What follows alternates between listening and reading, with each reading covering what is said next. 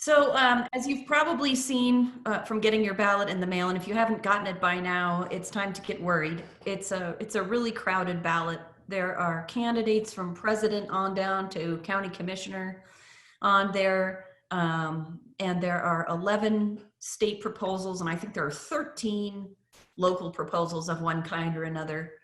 And if your mailbox is anything like mine, there are a lot of folks spending a lot of money to communicate with us about all of these things.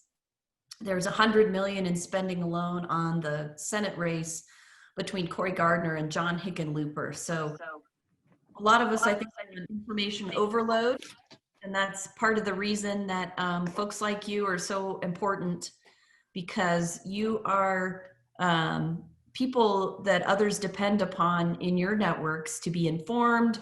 And as people are more and more overwhelmed by all these sources of information, research is showing they're more frequently turning to people that they trust for information. So please help us spread the word about some of the business issues that are on the ballot. We've put together a voting guide, and that lives on our website, along with links to more information about all of the things that I'll talk about today. Emma also mentioned the Chamber Connect program that is this Wednesday. So if you've got friends, neighbors, colleagues, employees who would like to learn more, ask questions, that will be live in person as well as broadcast on Zoom, and that lives on our website as well. You can go straight to our website /ballot, and there's a shortcut to all of this information. If you need a fresh ballot or any help with returning or tracking your ballot, I would highly recommend that you go talk to the folks down at the El Paso County Clerk and Recorder's Office. They are great. They've got a statewide reputation for the great job that they do, and they're very helpful. So I'm going to run through the state proposals first. And, you know, I usually get questions on how does the Chamber and EDC take positions on things in the first place. We have a group, much like this one, called the Government Affairs Council. It's about 25 business and industry representatives, community stakeholders, people who know politics. And we meet every month or every week during the legislative session. And those are the folks that do the deep dive into any given ballot proposal or bill at the legislature, or even some of the things that are proposed at the local level, to help me and the board understand how is this really going to affect businesses. They make recommendations on the positions that we take, which are ultimately determined by the board. So we do a really thorough job of researching and analyzing these proposals. We always hear from proponents and opponents before we decide. So there are three really important ones on our state ballot this year, and I'll start with Proposition 118. This is probably one of the most critical of the important ones. It would create the most expensive and expansive paid family and medical leave program of its kind in the country. A dubious distinction that we would not like to be known for on the national stage. It would be funded by a $1.3 billion mandatory payroll tax that every employee and employer in the state would have to pay, with a few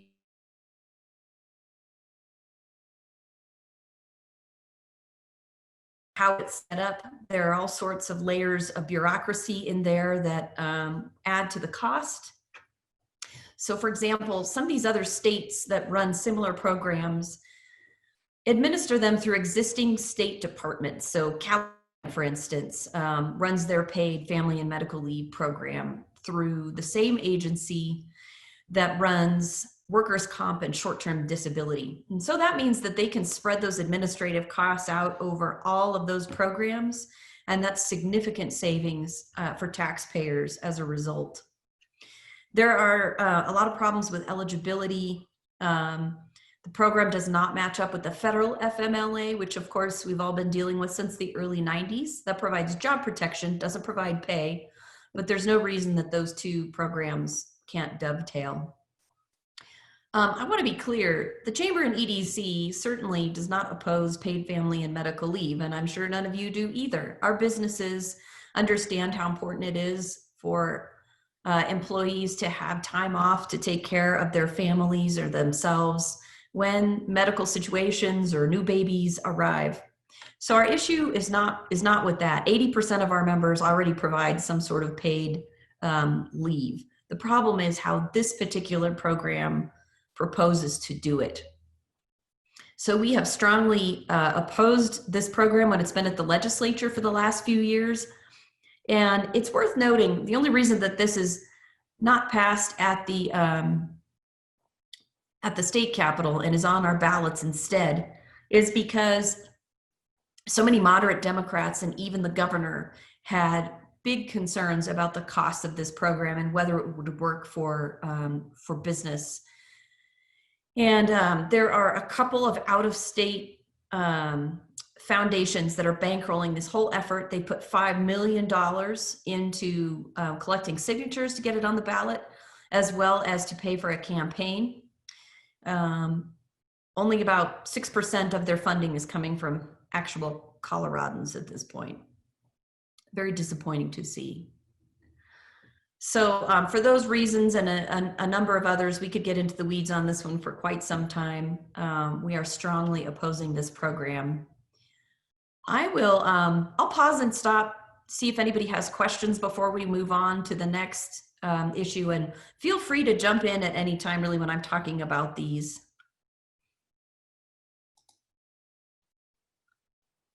Nobody?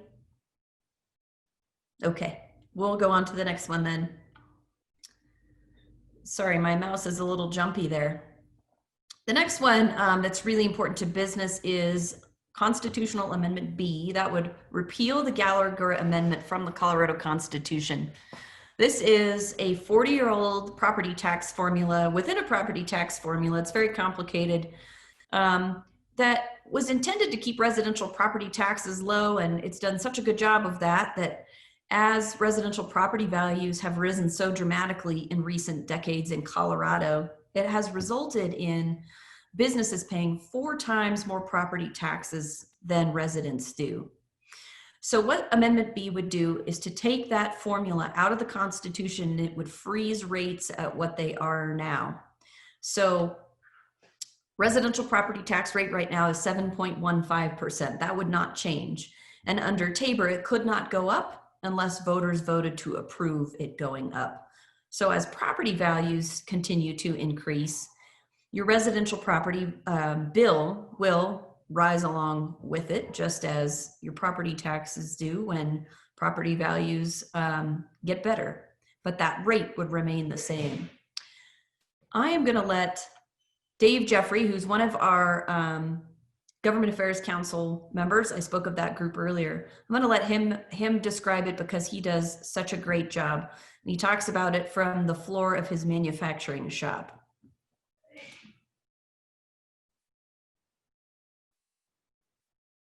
Manufacturing in the U.S. isn't easy anymore, but it's what we do every day.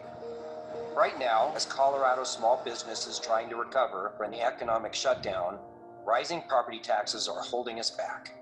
In Colorado, a 40-year-old law known as the Gallagher Amendment triggers automatic property tax hikes that are crushing restaurants, shops, and small manufacturers like us.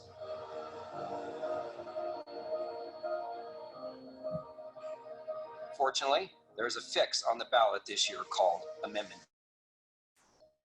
B, the lifeline for our economy. B freezes property tax rates for everyone and can only be increased with the vote of the people. No more job-crushing increases on small businesses. As Colorado tries to get our economy back on track, B gives small businesses the chance we need. I am glad that people are coming together for a Questions on that one? I have a question. Yes, Cindy. I was looking at another website that was recommending that we vote no on Amendment B to keep our property taxes low. Mm-hmm. So isn't that what we're both saying?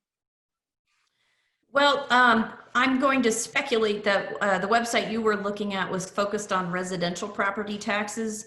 if you look at this pie here, in order to keep the residential rate at 45% while the values are increasing, then the assessment rate has to continue to go down. I should say, in order to keep this 45% proportion of the pie, then the assessment rate has to keep going down. It's a pretty screwed up formula.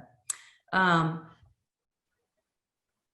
will say, you know, in addition to the burden on businesses, this has not resulted in good things for rural communities either. And it has had a huge effect on the state budget, because as property taxes get lower in rural places or bedroom communities where they depend more on residential property taxes, the state has had to backfill their share of what's paid for local schools.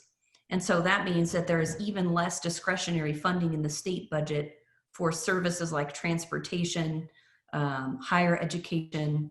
And there's really so many domino effects of this formula. So I'm guessing that what the folks on that website were talking about is, as I said, if we freeze the property tax rate for residential at 7.15%, it won't continue to drop. If Amendment B doesn't pass, then what will happen next year is that rate will go down to something like 6% for residents, and the business rate will go up again, and businesses will end up paying 5 times more property tax than residents do, whereas right now it's 4 times. Does that answer your question? It's sort of, look, it's very confusing because I can see both sides. And look, it could be different if you live in Denver versus Colorado Springs. If you don't live in a rural environment versus if you do. So it's just confusing because both of them say they want to lower property taxes if you vote yes or if you vote no. So it's just really confusing. It certainly is. Amendment B will primarily benefit businesses. Right now, 20% of the properties in Colorado are commercial properties. They're paying 55% of the property tax bill in the state. I would argue that that's pretty unfair.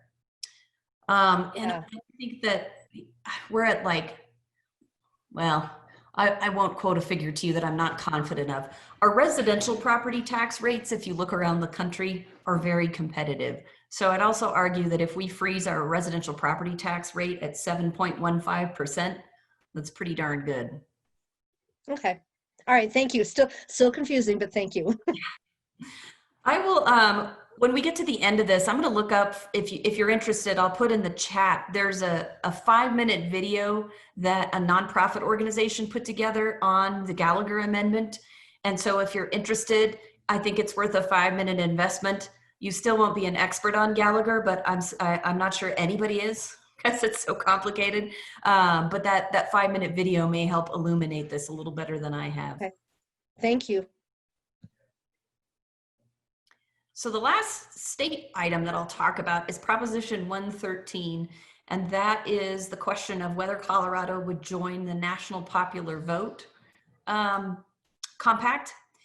And what that would do is that several states across the country who would agree to give their electoral college votes not to the winner of the vote within Colorado, but to the winner of the national popular vote.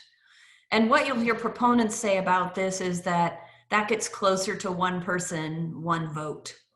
But I think it's instructive to go back and look at why the Electoral College was put into place in the first place, you know, because that's a kind of a goofy formula too. But, you know, if you'll permit me a bit of a civics lesson, we're all represented in our government through different types of representation in an attempt to create balance and fairness. So in Congress, of course, we all know that whether we live in a tiny state like Delaware or Rhode Island, or a state like Wyoming that doesn't have a lot of population, or we live in a really big state like Florida or California, we all get our 2 senators. And then that's balanced out across the hall at the Capitol there at the House of Representatives, where of course, we're all represented based on population. And so, you know, Wyoming has very few people and California has quite a few people to represent their interests. And the Electoral College was created in much the same way, and it's kind of an average of those two ways of representing citizens. But what that really means for Colorado, if we were to join this compact, it means that we will basically give away our influence and our votes to those larger population centers. Candidates are likely to skip Colorado when they're campaigning, and that means they're going to pay less attention to our unique interests and issues. Things like, you know, in the West, water, wildfire, very different from how they think about those things in the East. It may also create problems when we're trying to compete for our fair share of federal funding. So for those reasons, we are joining business groups across the state in opposing Prop 113. Questions or comments on that one? Yeah, Rachel, how would it affect our federal funding?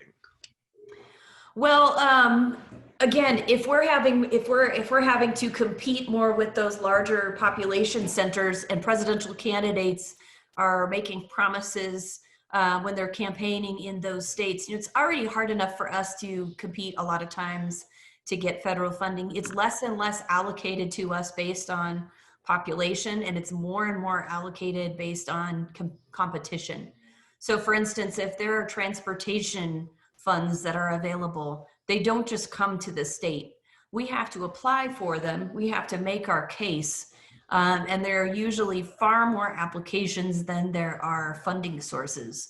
And so when we have candidates that get to create those systems, and they're focused more on the population centers and making sure that they meet the needs of those folks, that just makes it that's much more difficult for us to compete within those systems. Thank you. Other questions or comments?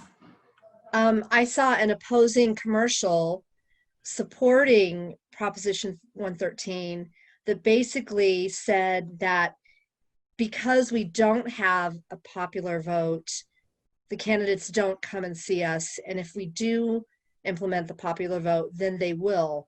And I don't know how that can be, but I just feel like people make promises, or people, I mean, I just feel like in our political climate, you can say whatever you want to try to sway people. So that's interesting, Cindy. Here's another one where it seems like they're using the same arguments. I know. I know. We are a smaller state. We don't have a lot of electoral college votes. There's no reason why anyone would continue to come here if that's how the systems work. You know, here's a little bit of trivia for you, though. The two systems are actually not as far apart as we often think that they are. Would anybody care to guess? Jackie, you already know the answer because you're hearing all my recycled jokes. You've already heard this presentation, so no cheating. But would anybody care to guess how many times the two systems have come up with different winners in history?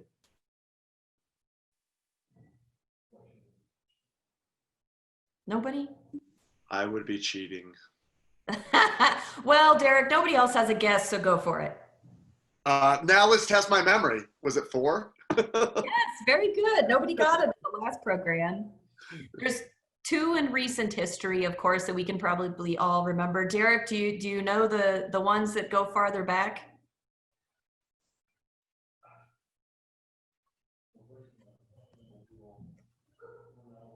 Oh, and I was on mute. Sorry, you missed my great joke. You can repeat it. It's already lost on myself. Oh, it hurts so bad. I can only think of the 2 most recent now. My political science. Wasn't one in the 1800s? Yeah. Yes. It was Rutherford B. Hayes in 1876 and Benjamin Harrison in 1888. I had to Google to refresh my memory if it's any consolation. 2 very memorable ones. Yeah. Come on, Derek. You should be embarrassed. Why? Because I have a political science degree? All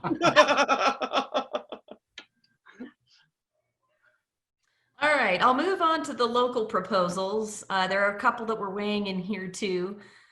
For those of you who live within the City of Colorado Springs limits, we are supporting City Proposition 2A. That would allow the city to retain excess tax revenue that they collected in 2019 over their TABOR cap. It would amount to about $7 of refund if you say no. And then it would also reset that cap of taxes that they can collect to the 2019 level. So if you need a refresher on your TABOR law, and most people do, you know, we're all mostly familiar with the provision of TABOR that says we get to vote on new taxes. But the lesser known provision that's probably more important is that TABOR only allows governments to collect only allows revenue to grow a certain percentage every year. And it's based on the Denver Boulder Consumer Price Index. And so what happens when we're in an economic downturn like we are now, that cap, let's say this is the normal level of tax collections, economic times are tough, tax collections are down, so it goes down. Well, then the next year, or the year after that, when the economy rebounds and tax collections are back at that previous level, government growth is restricted to that past year plus the growth formula. And that's called the ratchet down effect, because over time, when we hit those economic downturns, that government growth goes down slowly over time.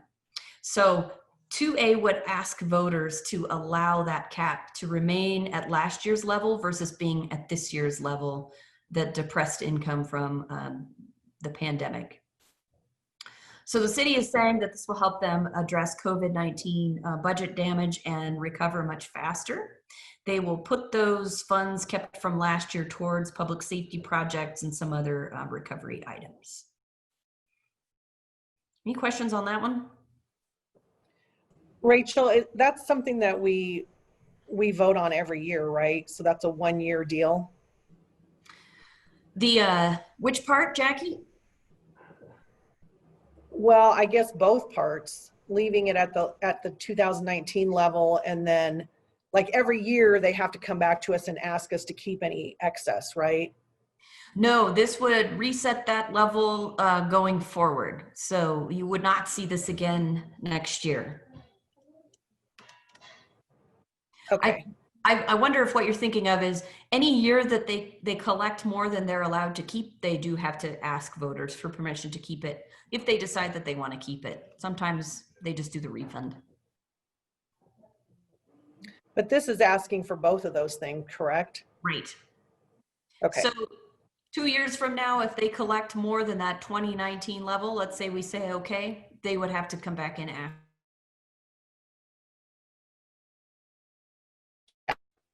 Yep. Rachel, I got a question for you. Mm-hmm. I wasn't here when TABOR was passed, so is the ratchet down intended as part of the process, or was that unintended consequence of the way it was written?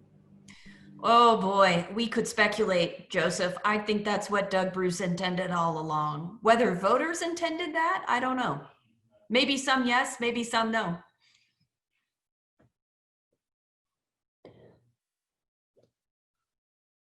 Anybody else? All right, the next two are interesting ones. And this is maybe getting a little farther afield from the business climate, but our Government Affairs Council felt that we should weigh in on these. There are two proposals, again, on the city ballot that would deal with the same issues. This is kind of unusual that you get a choice on how you want to deal with the same issue. The city often will trade parcels of land, open space or parkland, to get other parcels. We have the Garden of God's Visitor Center, for example, as a result of one of those deals. They're reviewed by the Parks Advisory Board, and then City Council has the final say. And some of you probably remember a couple of years ago, there was one such deal that traded the Strawberry Fields open space to the Broadmoor for a different piece of property. And residents were very upset about it and felt like there needed to be some additional accountability around the process. So both of these measures attempt to do that. 2B proposes that those deals go to a vote. There are some exceptions, but almost all deals would have to go to a vote of the people. Our concerns about this one is that it could result in delays. A lot of times these are time-sensitive deals. And perhaps more importantly, it's possible that if nothing else was on the municipal ballot, then we would have a special election just to ask voters for permission to do a land deal. And a city election costs taxpayers $350,000, $400,000 of taxpayer money. That's a pretty big expense. So our preference is 2C, which proposes instead that those deals be approved by a supermajority of council, giving that extra level of consensus and accountability that residents were looking for while preserving the speed and council's ability to do those sometimes sensitive deals. Questions or comments on that one?